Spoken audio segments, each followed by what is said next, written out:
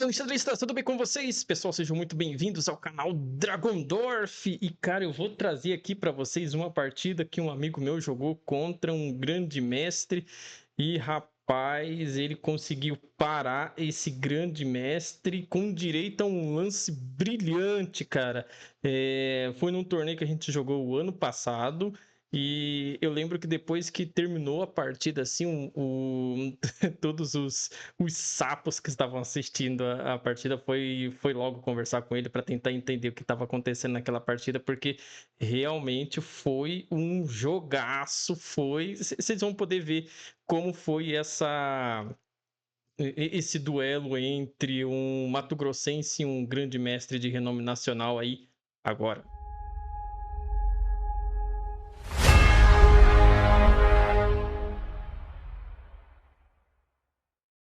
Muito bem, então vamos lá para sem mais mistérios, né? Aqui tá invertido, né? Tá invertido. O nosso amigo aqui, o mestre nacional Clécio França, enfrentou o grande mestre Iago Santiago pelo Aberto do Brasil Contal, de um torneio que aconteceu em Cuiabá o ano passado, né? E que dava vaga para o Campeonato Brasileiro de Xadrez, que ocorreu no final do ano passado também, em dezembro, lá em. Ah, não vou lembrar qual a cidade do Nordeste agora. E, cara, foi uma senhora partida, meu amigo, é xadrez demais pra mim, porque o que aconteceu nessa partida ali, Santo Cristo, cara. Chegou um dado momento em que o Clécio ficou ganho em cima do mestre nacional, em cima do grande mestre Iago Santiago. E a título de curiosidade, cara, o Clécio ele tem o hábito de beber muita água, de beber muito café, né? E isso faz com que ele vá muito ao banheiro, né? E em um dado momento da partida, o Iago ele chamou o árbitro, não sei se ele estava desconfiando da petulância desse menino quando comparado ao grande mestre, né? Mas chamou o árbitro porque ele estava, não sei se ele estava estranhando, mas de fato não estava gostando do Clécio ir sempre ao banheiro e tudo mais.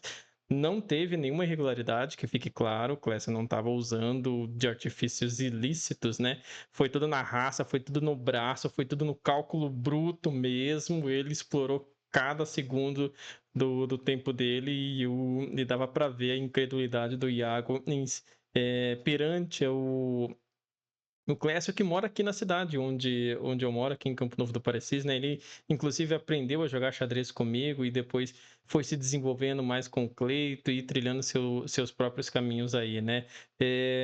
Conquistou uma série de títulos aí, Mato Grosso e Brasil afora. Então, é um jogador a ser temido, um dos melhores jogadores do estado, sim, né?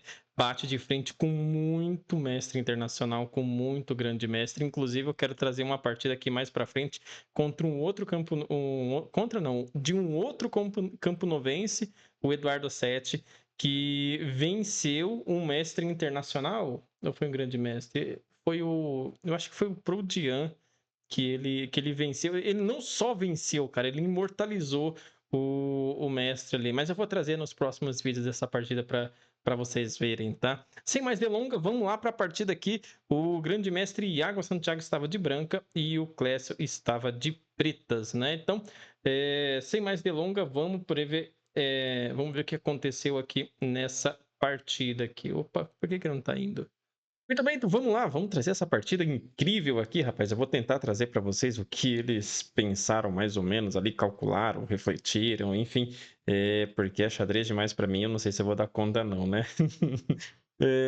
Iago Santiago estava de brancas, Clécio estava de pretas, então Iago começou com o peãozinho da dama aqui, né? E o Clécio respondeu com cavalo F6, vai jogar uma Índia do rei aqui, e depois de C4, G6, cavalo em C3, D5, cavalo em F3 e bispo G2, já temos aqui uma Grunfeld com a variante dos 3 cavalos, né?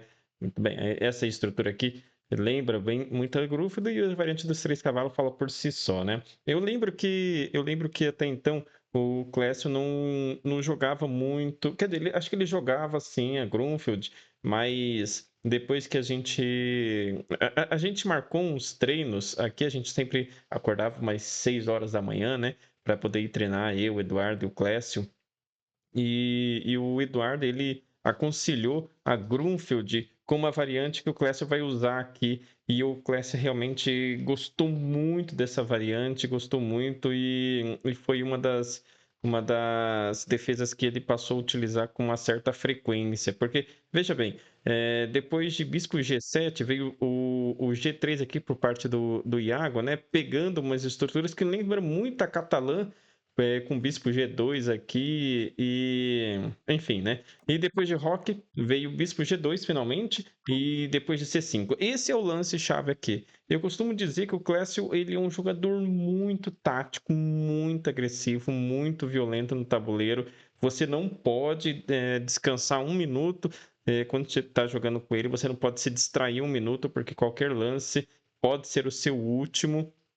E aí, tem uma frase, eu não lembro de quem foi o mestre, o grande mestre que disse essa frase, e para qual grande mestre foi dita essa frase, mas aí eu parafraseei para ele, eu costumava dizer, eu falei uma vez para ele, na verdade, que o meu jogo, ele é como um copo de água transparente, mas o jogo do Clécio, ele é como um copo de água transparente também, só que com uma gota de veneno lá dentro, né? E o Clécio se identificou muito com esse C5 aqui, porque ele é um lance bem agressivo, bem violento, e caiu como uma luva para ele, né?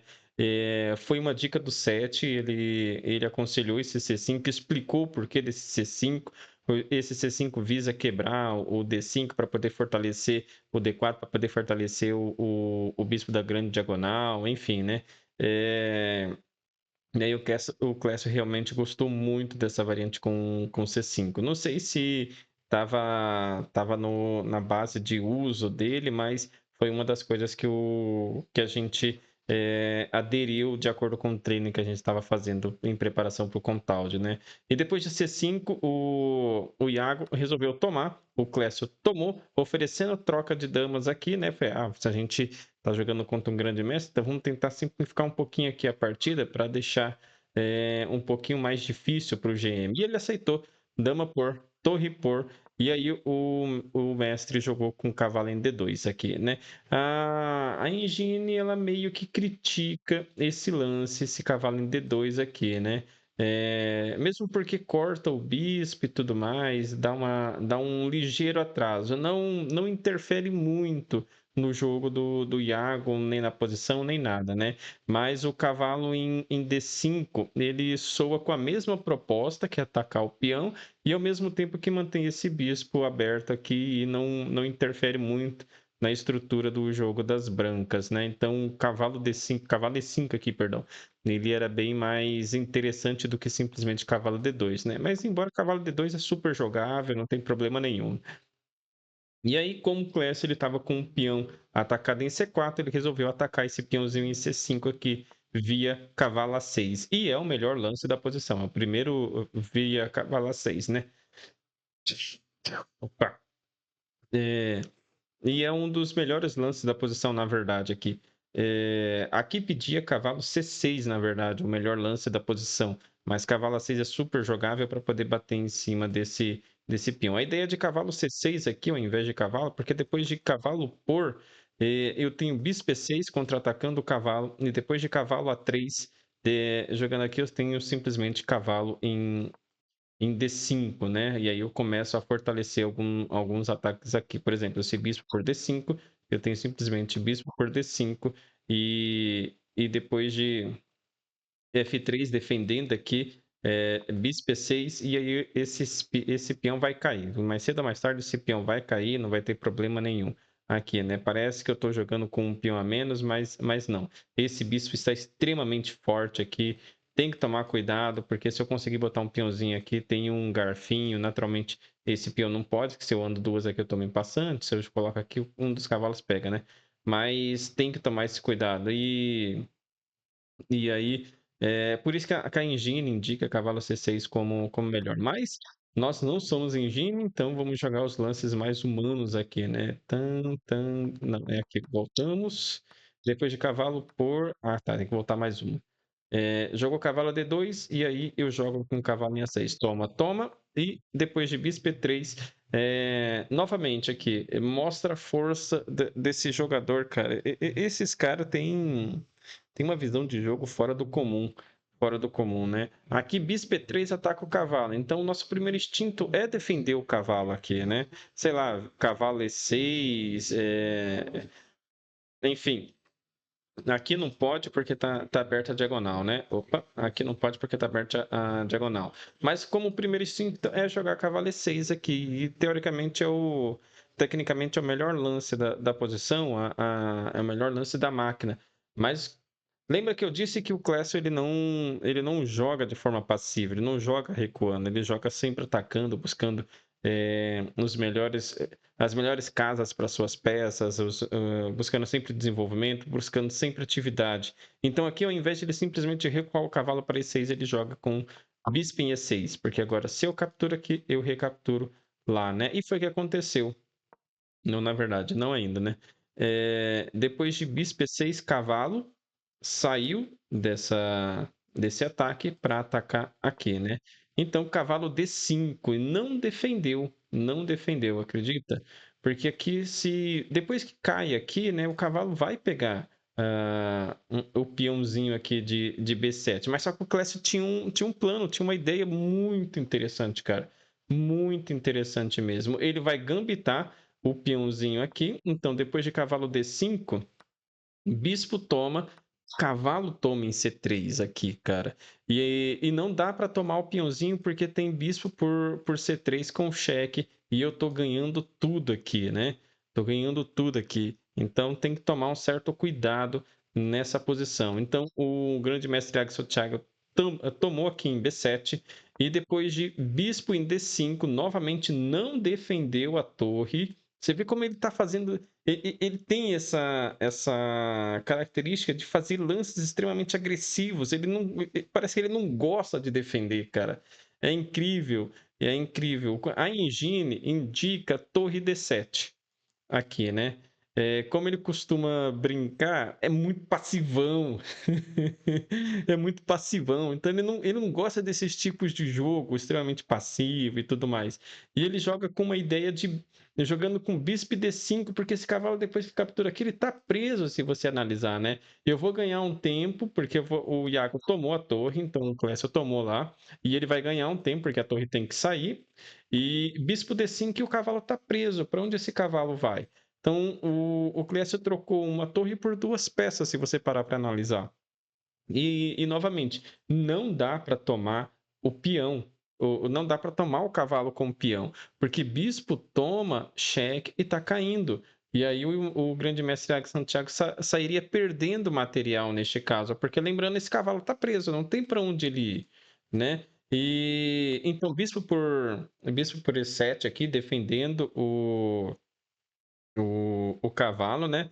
E depois de torre em B8, batendo em cima desse peãozinho aqui, o Iago joga com E4, né? Tentando desconectar as peças aqui, porque esse cavalo precisa de um ar para respirar, esse cavalo dele aqui, né? Ele precisa de um ar para respirar. Clécio retomou com o cavalo e depois de F3, aqui, cara, meu pai celestial. Aqui vem a maestria. Se você estiver de brancas aqui, qual que é o lance que você faria? Se você quiser dar uma pausa e dar uma calculadinha aí. Lembrando que essa posição está empatada, mesmo com o Clécio perdendo a qualidade. Ele sacrificou uma peça pela torre lá, lembra? Lá no comecinho, então ele está perdendo a qualidade. Vamos fazer as contas aqui rapidinho. Bispo por bispo, cavalo por cavalo, torre por torre. Então, a qualidade é de bispo por torre aqui, tá? E nessa posição, o que que você jogaria aqui? E eu espero que você tenha encontrado, cara, porque, novamente, jogadores mais normais, por assim dizer, simplesmente vai voltar o cavalo, né? Simplesmente volta o cavalo e não pode voltar o cavalo. Olha só que interessante. Eu não posso simplesmente voltar o cavalo para, sei lá, essa posição. Vamos imaginar que vai jogar aqui. Porque tá ganha para as brancas aqui, né? Porque agora, depois de toma, mesmo que eu retomo com C3 aqui com cheque, o rei vai para E2, e aí se eu tomo, posso até dar um cheque aqui antes lá, só para cozinhar ele. Sei lá, rei E3 aqui, e aí eu vou querer. Se eu tomar aqui, não vai rolar, porque agora tem a casa de fuga aqui, né? Porque depois de torre por A1, esse cavalo vai acabar saindo. Como é que eu vou pegar esse cavalo? Então fica ganho para as brancas aqui, né? Então não dá para simplesmente tirar o cavalo, né, nessa posição. Então o Clécio, percebendo isso, joga aqui, rapaz, a pedrada assim, que vai, que fez com que o grande mestre calculasse, mas calculasse assim. E aí tem uma coisa muito interessante que eu costumo dizer, é, é que quanto mais a gente calcula, mais chance de errar a gente tem, né? O Clécio meteu esse, né? Pum, torre por B2 aqui, cara. Torre por B2 aqui, brilhante, brilhante, brilhante, né? Porque agora mantém todas as ameaças. Eu não posso tomar o cavalo, né? Eu não posso tomar o cavalo, porque depois que toma o cavalo, bispo C3 cheque, cara, fica. E aí, se rei F1, por exemplo, tem mate. Tem mate aqui, cara. Conseguiu ver? Bispo C4, mate. Então o rei não pode ir para C1. Incrível, né? Incrível. Então o rei teria que ir para D1 e depois de bispo por E4. Olha só como tá ficando bem complicada a posição. Embora aqui tá ligeiramente igual, o Iag ia ter sempre que acertar os melhores lances aqui, inevitavelmente. Porque, por exemplo, bispo A3 tentando atacar a torre não funciona. Não funciona, tá perdido porque torre D2 cheque. E depois de rei C1, opa, depois de rei C1, torre C2 cheque. E aí, rei D1, e aí sim, bispo por A1, eu tô ganhando material aqui, né? E vai desmoronar a casa toda aqui pro grande mestre. Não tem o que fazer aqui. Então eu teria que acertar. Deixa eu só voltar aqui. Aqui não pode, né? Ele teria que acertar o lance aqui. Ó. Ao invés de jogar o bispo C6, ele teria que jogar, então, torre em F1 aqui, né? Acho que eu vou. Tá, aqui, né? Bispo por E4, torre F1 aqui. E aí tentar jogar essa posição com essas três peças aí atacando. Bispo D3, olha, sempre preparando uma rede de mate aqui, né? Bispo em F6, atacando o bispo, torre D2, cheque. E rei E1. E aí, aqui já tem tablas, né? Não tem o que fazer. Tem tablas aqui. Opa, aqui não pode. Aqui não pode. Tem mate em 2, né? Torre F2, cheque. É, verdade. Aqui tem mate em 2. Rapaz, então tem que tomar cuidado com essa posição aqui. É uma posição extremamente violenta. Torre por B2 aqui, cara. Foi uma pedrada. E aqui o grande mestre Iago Santiago comete uma gafe, cara, que a posição dele fica perdida, perdida, perdida, perdida.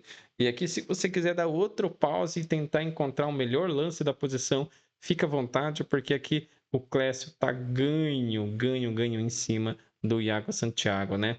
E eu espero que você tenha encontrado, porque o melhor lance da posição seria torre por H2.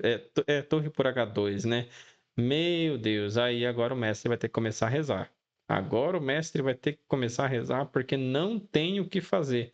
Tá vindo posições de mate, nossa, tá muito complicado. Bispo B4 tentando segurar a posição, bispo por A2, e aí, lembrando que eu já tô querendo dar uma ameaça de mate aqui, né? Vamos imaginar que eu jogo qualquer lance aqui, bispo B2 é mate. Então tenho que tomar cuidado, sim.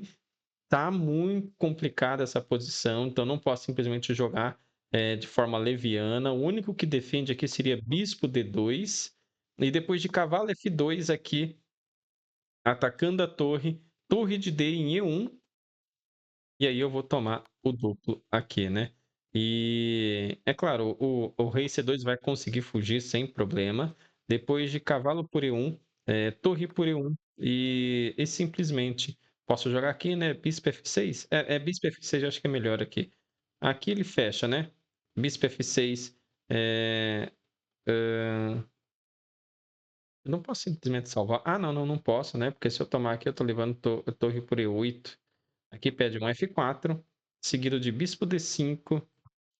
trancando o cavalo. Olha só como é que tá complicado, cara.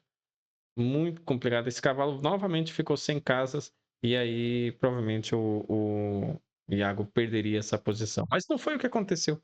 Não foi o que aconteceu. O Clécio jogou com torre para 2 aqui, né? E depois de torre toma o bispo, ele sentiu que essa posição estava realmente muito complicada, então resolveu devolver a qualidade com torre toma o bispo aqui. Depois de cavalo C3, atacando a torre aqui, nada vai me fazer, nada vai conseguir evitar eu recuperar o material. Então, depois de torre D2 aqui, oferecendo a troca das torres, torre cheque, rei vai para C2, torre por torre, e depois de cavalo em C6, avança o peãozinho de H5, toma, e depois que ataca aqui o cavalo sai, torre vai para A2 cheque, rei D3, e aqui eles concordam o empate, né? Meu amigo, meu amigo, cara, é xadrez demais pra mim isso aqui. É xadrez demais pra mim, não dá. Não dá. É claro, o Clécio teve toda a chance de ganhar a partida aqui. Se ganhasse, cara, meu Deus. Meu Deus, e já foi uma sensação tremenda ele empatar essa partida contra o grande mestre Iago Santiago. Imagine se ele conseguisse ganhar, cara, se ele tivesse visto o torre por H2 lá. Ele, depois que ele saiu feliz, exausto, bem exausto e cansado, e o pessoal foi lá conversar com ele, foi analisar a partida, e aí mostrou essa linha por torre por H2, aí ele pegou e comentou, cara, quem tá de fora com um analisador assim, é fácil ver, né? Mas quem tá assim, em cima do tabuleiro ali, quase 4 horas jogando a partida, é complicado de ver. Embora pareça ser um lance meio óbvio, mas é complicado de ver. E vem toda a tensão de estar jogando contra um grande mestre, o cansaço e tudo mais. E não ver um lance como esse não, não acaba sendo uma coisa assim muito crítica, né? Acaba sendo humano, né? Muito humano. E quando ele soube que ia jogar com o Iago Santiago, naturalmente, ele não foi preparar a partida, ele não... Talvez ele tenha visto uma linha ou outra e tudo mais. Ele tentou se manter leve o máximo que ele conseguia para poder jogar essa partida com calma, com tranquilidade, analisando as posições por posição e tudo mais, né? Porque o prognóstico, naturalmente, as estatísticas vai sempre contar a favor do Iago Santiago. Então ele tinha que jogar de acordo com o que ele tinha nas mãos, com o seu xadrez mesmo. Então, um lance como torre como esse que ganha, né? Deixa eu só voltar aqui. Aqui, né? Toma e ele faz o rock. Então, esse lance aqui você não vê, não é de. Acaba sendo meio que contra-intuitivo, porque você quer tomar aqui para poder ter a possibilidade de dar cheque, né? Como que você vai tomar aqui? É claro, tem as possibilidades de posição de mate e tudo mais, mas no cansaço da partida, na exaustão, você acaba deixando passar assim e quer jogar linhas mais tranquilas, mais fáceis, né? Você sabe que aqui você vai equilibrar e vai jogar uma posição que possivelmente vai caminhar para o empate. E o empate contra o grande mestre tá bom e bom demais, cara. Então é isso. Então é isso. Vamos dar uma olhada aqui na precisão. Como que ficou? Deixa eu só mostrar aqui para vocês. É, muito bem. Tá aqui. O Iago Santiago fez 89,8% de precisão contra 89,1% de precisão, com direito a um lance brilhante aqui do Clash. E adivinha qual foi? Torre por B2, né? Torre por B2 foi o lance brilhante como eu costumo brincar com ele, do Mulato Power, né? Que ele tem o cabelo Black Power. Então, Torre por B2 aqui foi o lance brilhante do Mulato Power. Beleza? Então eu vou ficando por aqui. Vou ficando por aqui. Quero trazer mais partidas de mais mato-grossenses. Tem muita partida interessante aqui dos nossos conterrâneos aqui do Mato Grosso, então vamos fazer esse jabá aqui para eles, né? Geralmente a gente só vê partidas do pessoal de fora, vamos valorizar também os nossos enxadristas aqui trazendo. Eu quero trazer também uma partida minha, né? Vamos vender meu peixe aqui. Eu joguei uma partida contra o Saulo, cara. Foi no estadual, né? Eu joguei uma partida contra ele, uma partida tensa, tensa, tensa. Não foi lá uma partida brilhante da minha parte, mas eu ganhei, eu ganhei. Então eu quero fazer esse jabá aí e tentar trazer essa partida também. Beleza? Forte abraço para todos. Não se esqueça de se inscrever no canal, deixar o seu like aí. Se possível, comentar.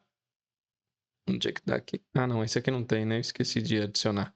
Enfim, enfim. Se possível, comentar e compartilhar para que a gente possa engajar ainda mais o canal. Forte abraço para todos. Falou, tchau, tchau, porque eu fui.